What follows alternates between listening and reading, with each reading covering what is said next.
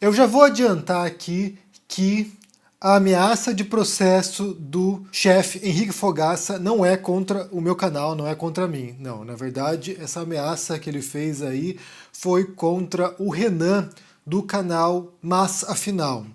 A gente vai entender o que aconteceu aqui. Eu falei sobre esse caso tempos atrás, né, sobre um vídeo que viralizou do Henrique Fogaça falando sobre a China, sobre o vírus chinês, sobre se não seria esse vírus um plano da China para a dominação econômica do planeta. Vocês lembram desse caso aqui? Se vocês não lembram, eu vou pôr o vídeo para vocês aqui no comentário fixado para vocês assistirem, porque foi um vídeo que realmente foi muito debatido e a reação do Fogaça foi a mais surpreendente, porque as pessoas passaram a criticá-lo por essa teoria conspiratória que ele estava propagando e ele começou a insultar as pessoas na internet, né? Chamar de anta, de vaca, ou seja, chamar pra porrada a pessoa. E eu falei um pouquinho sobre isso, sobre teoria conspiratória, não foi nem o foco tanto Fogaça, como geralmente são os meus vídeos aqui, foi sobre outro assunto, mas eu peguei esse gancho aqui para entender o negacionismo da realidade das pessoas e da ciência, né? E no caso do Renan, o que aconteceu foi que ele fez um vídeo sobre esse assunto, foi essa semana, se não me engano, semana passada, ele fez um vídeo sobre esse assunto, e no título ele colocou Henrique Fogaça é ANCAP e burro. Na verdade, no vídeo ele nem é tão agressivo assim com o Fogaça, mas o título certamente ofendeu o Fogaça, né? Alguém que tinha insultado um monte de gente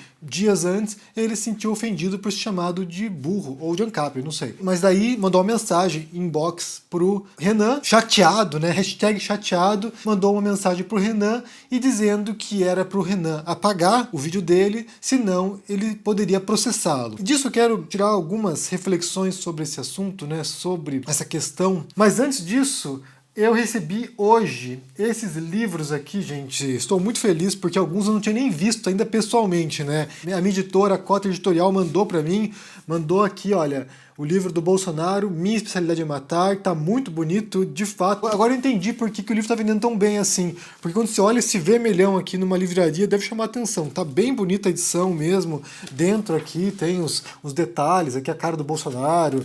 Tá muito bonito mesmo a edição deles, a diagramação deles, tá tudo muito lindo. Mandaram para mim também o lançamento de dezembro, que é O Rei dos Judeus, o livro sobre Jesus, um romance histórico sobre Jesus. Super bonito também, olha só que detalhe aqui, olha, detalhe da segunda capa aqui, detalhe da capa interna, também tem aqui, olha, o Jesus, tá muito bonito mesmo. Se você abrir o livro aqui, você tem a imagem inteira, né, do Jesus aqui crucificado, muito bonita. Essa capa aqui, essa imagem é uma pintura do Diego Velázquez, Jesus crucificado, tá muito bonita a edição. Eles me mandaram também um exemplar que eu não tinha mais do Um Cego em Buenos Aires, que é o meu romance, primeiro que publiquei com eles, um romance que eu gosto bastante. Se vocês querem saber qual é o livro que eu mais gosto, é esse aqui, até agora, né? Depois, quem sabe no futuro, possa ter um livro que eu prefira mais, mas esse aqui tá bem bonito também, tem os detalhes internos, eles têm um trabalho gráfico bem cuidadoso, é muito bonito mesmo. E recebi o livro sobre Olavo de Carvalho, em parceria com a Luiz de Carvalho, Meu Pai, Guru do Presidente, também tem o detalhe interno aqui da...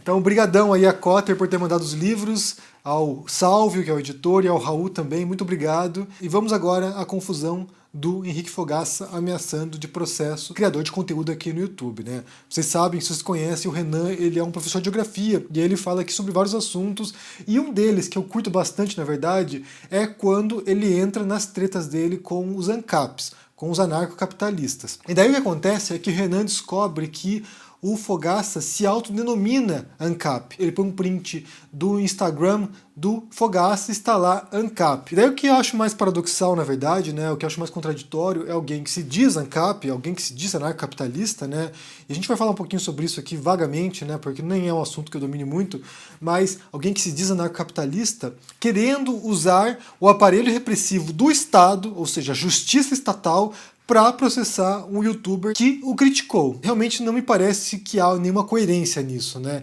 Não que o ser humano seja um bicho muito coerente. Eu já falei aqui outras vezes para vocês aqui que o ser humano, ele é um animal que só parece que raciocina, que só parece que pensa, porque na verdade, quando você vai, sabe, comparar falas, discurso com a prática, geralmente não bate. Quando você vai comparar aquilo que a gente acha que a gente acredita, aquilo que a gente acha que a gente pensa, com aquilo que a gente faz, não concorda, né? Então o ser humano é um bicho muito contraditório, não há coerência naquilo que a gente fala, não há coerência naquilo que a gente diz, não há coerência naquilo que a gente faz, é realmente uma bagunça. Então é um animal que pensa que pensa. Eu já falei isso aqui anteriormente, frase para a posteridade: o ser humano é um bicho que pensa que pensa. é isso. Então você tem lá um autoproclamado ANCAP como Fogaça que quer ou pretende ou ameaça usar a força do Estado, do aparelho repressivo do Estado, a justiça estatal para processar um youtuber. É claro que no caso do Renan, o fato de chamar alguém de burro, né, pode se configurar, eu imagino, aqui eu não sou jurista também, não sou advogado, poderia se configurar como injúria, né? Eu acho que talvez falta um pouco de cuidado nisso, e é um cuidado que eu tenho frequentemente. Quando eu faço meus vídeos aqui, eu tento não personalizar as críticas, né? Criticar as ideias das pessoas, criticar a fala delas, o comportamento, mas sem tentar fulanizar muitas vezes, ou sem tentar insultar a pessoa, né? É o esforço que eu faço. É claro que isso não garante nada, não garante que você não vai ser processado também, porque a pessoa pode processar se sentir insultada, se sentir ofendida, então não impede, mas eu tento não fulanizar. E geralmente, como vocês já perceberam aqui, os tópicos que eu trabalho aqui partem de um ponto, né, um contato com a realidade, algum tipo de evento, e depois disso eu extrapolo para outras questões.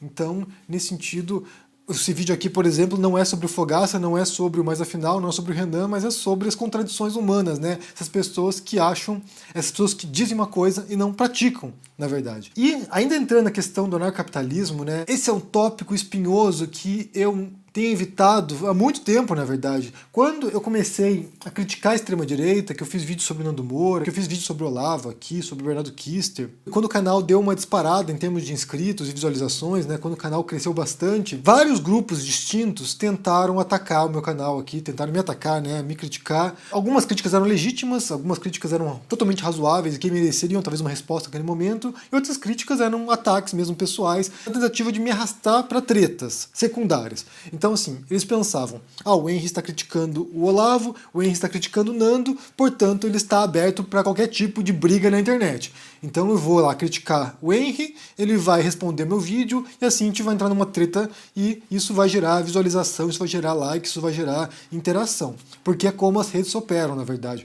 As redes sociais, elas são máquinas de tretas, elas são máquinas de conflitos. E eu recomendo mais uma vez aqui o livro do Jaron Lanier, 10 argumentos para você deletar agora suas redes sociais, no qual ele fala sobre isso. Essa tensão, esses conflitos permanentes, essas tretas constantes, elas são inerentes às redes sociais. Elas fazem parte da construção interna das redes sociais. As pessoas, quando estão com raiva, quando estão com, insatisfações, com medo, elas clicam mais, elas publicam mais, elas brigam mais. Então, isso faz parte das redes sociais. É o tipo de interação que as redes, eu não posso dizer apenas que instigam, mas é o que elas querem. Esse tipo de tensão é o que motiva, é o que move as redes sociais. Então, quando as pessoas perceberam que eu estava, entre aspas, tretando com a extrema-direita, e na verdade era um confronto, justamente porque eu tinha o receio de que esses grupos poderiam impactar em nossas vidas cotidianas e políticas, quando eles viram que eu estava em tretas, entre aspas, com a extrema-direita, eles achavam que eu entraria em qualquer treta que tivesse disponível. Então, os ANCAPs, o grupo com o qual o Fogaça se identifica, ele se autodenomina ANCAP, os ANCAPs acharam que eles poderiam cavar treta comigo. Então, tinha muitos youtubers ANCAPs que queriam que eu passasse a debater questões envolvendo anarcocapitalismo. Coisa que eu não fiz e que eu não farei, por muitas razões. Uma delas é porque eu fui, de fato, pesquisar sobre anarcocapitalismo, né, que eu nem sequer conhecia, até começar a fazer vídeo no YouTube, não era uma corrente que me parecia existir antes disso, nunca tinha ouvido falar, e quando eu entro no YouTube, eu descubro que isso existe, e que eles querem que eu debate esse assunto, eu fui pesquisar, fui ler, simplesmente não consegui, Não consegui porque o nível de absurdo é tão grande que não deu mesmo. Eu tentei ler, eu juro, prometo para vocês, eu tentei ler livros de ANCAPs, fui ler coisas do Rothbard, fui ler coisas do Hoppe, comecei a ler, eu li uma boa parte, na verdade, do livro do Hoppe, que é Democracia, o Deus que Falhou, e, de fato, é absurdo. Daí eu compreendi por que essa corrente, né, eu não sei se posso dizer que é filosófica, mas essa corrente de pensamento nem sequer é levada muito a sério na academia, porque é tão absurdo que pensadores sérios nem sequer se veem no trabalho de confrontar esse tipo de coisa. O que é um risco, na verdade, né? A gente tem que pensar que é um risco, muitas vezes, você ignorar esse tipo de corrente absurda. O Olavo de Carvalho foi ignorado, cresceu, se tornou o que ele é hoje. Talvez ignorar os ANCAPs seja um risco que se corra, depois possa vir a ter, frutos isso e gerar algum tipo de prejuízo para a sociedade, porque os pensamentos deles são prejudiciais, é daninho o que eles pregam, né? Vou citar para vocês aqui um trecho do livro do Hoppe, Democracia, o Deus que Falhou, quando ele expõe, aqui é uma parte, né? Quando ele expõe a visão que ele tem de uma sociedade anarcocapitalista. Então diz o seguinte aqui: todos os territórios são propriedade privada, incluindo todas as ruas, todos os rios, todos os aeroportos, todos os portos e assim por diante. Em relação a alguns pedaços de terra, o título de propriedade pode ser ilimitado e restrito. Isto é, o proprietário está autorizado a fazer com sua propriedade tudo o que lhe aprouver, desde que não danifique fisicamente a propriedade dos outros. Em relação aos outros territórios, o título de propriedade pode ser mais ou menos severamente restringido, restrito ou limitado, como é atualmente o caso em alguns loteamentos. O proprietário pode estar vinculado a limitações contratuais sobre o que ele pode fazer com a sua propriedade, zoneamento voluntário, as quais podem incluir temas como uso residencial versus utilização comercial, proibição de edifícios com mais de 4 andares, proibição de venda ou de aluguel a judeus, a alemães, a católicos, a homossexuais, a haitianos, a fumantes ou a famílias com ou sem filhos. Então, assim, o que o Hoppe mostra, né, é uma sociedade na qual tudo tem dono, tudo. Tudo, até o ar possivelmente, né? Que pelo que eu entendi aqui, todos os territórios, mas a gente pode expandir isso aqui, né? A água tem dono, tudo tem dono. Alguém é dono de alguma coisa. E como a gente tem esse caráter no capitalismo, né? De um caráter monopolista, então quer dizer, uma pessoa que tem muito dinheiro, ela vai concentrar mais riquezas, enquanto as pessoas que têm pouco dinheiro vão perdendo suas riquezas. É o que a gente vê nas sociedades atuais. Há uma concentração de riqueza nas mãos de poucos e um desaparecimento de renda da mão de muitos. É o que acontece. Tanto que muitas regulamentações estatais, elas visam justamente isso, redistribuir essa riqueza, evitar esse caráter monopolista, evitar a distorção do sistema por quem tem muitos recursos, por quem tem muito dinheiro. Daí ele fala aqui que algumas propriedades, o proprietário, ele tem direito, ele tem a liberdade de determinar a segregação das pessoas. E ele fala aqui, olha, evitar aqui vender propriedade ou aluguel para judeus. Ele menciona judeus aqui, o que eu acho problemático de cara, na verdade, né? Porque já tem um histórico de antisemitismo, você tem um histórico do Holocausto, mas ele faz questão de citar isso aqui e depois põe alemães para contrapor, né? Mas que um proprietário de um terreno ele pode simplesmente negar, ele pode negar acesso a certos grupos minoritários, negros, pode negar homossexuais, ele pode estabelecer uma segregação em seu território. E lembrando, né, que também pela força estatal, em muitos países você tem a proibição desse tipo de segregação. Você, por exemplo, que tem um apartamento, se vier uma pessoa, um negro, um casal negro na sua casa, comprar a sua casa, você, por lei, não pode evitar de vender para essa pessoa com base na etnia dela. É claro que na prática você não tem como determinar isso. Se você fala, não quero vender para você, quero vender para outro, ninguém vai saber determinar se foi por causa da questão étnica. Mas, em tese, se a pessoa souber que foi por racismo, isso é proibido, isso é um crime. Mas, na sociedade ideal, né, capitalista, o cara pode fazer o que bem entender. Se ele não gosta, se ele odeia judeu, pode simplesmente recusar que esse judeu more no seu território. Daí tá bom, né? Ele prossegue aqui falando mais adiante, né? Nota-se que nada disso, essas restrições, né? Ele fala que também restrição de imigração, restrição de livre circulação, essas coisas. Note-se que nada disso, nem mesmo a mais exclusiva forma de segregacionismo, implica a rejeição do livre comércio e a adoção de protecionismo. O fato de que alguns não queiram se associar ou viver no bairro de negros, turcos, católicos ou hindus e assim por diante, não implica que eles não desejem negociar à distância com esses indivíduos. Pelo contrário, exatamente pela voluntariedade absoluta da associação humana e pela separação, isto é, pela ausência de qualquer forma de integração forçada, que se concretiza a possibilidade de relações pacíficas, isto é, de livre comércio, entre indivíduos cultural, racial, étnica e religiosamente diferentes. Ou seja, eu não quero que um judeu ou um negro more no meu território, na minha cidade, no meu bairro, no, sei lá, onde eu sou o dono. Eu não quero que essa pessoa more aqui. Eu não suporto que essas pessoas morem aqui. Mas, por outro lado, eu quero ter relações comerciais com elas. Eles só valem pelo dinheiro que eles possuem. Eles não valem pela existência individual deles, eles não valem pela identidade étnica deles, eles não valem pela cultura deles, eles valem pelo dinheiro que eles possuem. A única medida de relação com o outro é o dinheiro. Então, assim, o cenário apresentado nesse livro em particular, pelo menos até onde eu li, é uma distopia. É um cenário pavoroso. Então, assim, de fato, quando eu comecei a ler mais sobre isso, eu li frases do Rothbard sobre moradores de rua, por exemplo, que são abomináveis. O modelo de sociedade que eles pregam é abominável, na minha opinião. Eu simplesmente não tenho o menor interesse de ficar pesquisando sobre isso. Não tenho interesse de estudar o que é o capitalismo, não tenho interesse. Eu falei mais cedo aqui para vocês, né, sobre essa vontade de você querer pesquisar as coisas, né, de você aprender mais. Então tem assuntos que te motivam a querer saber mais, que te motivam a investigar mais, que te motivam a se instruir, e tem assuntos que não te motivam.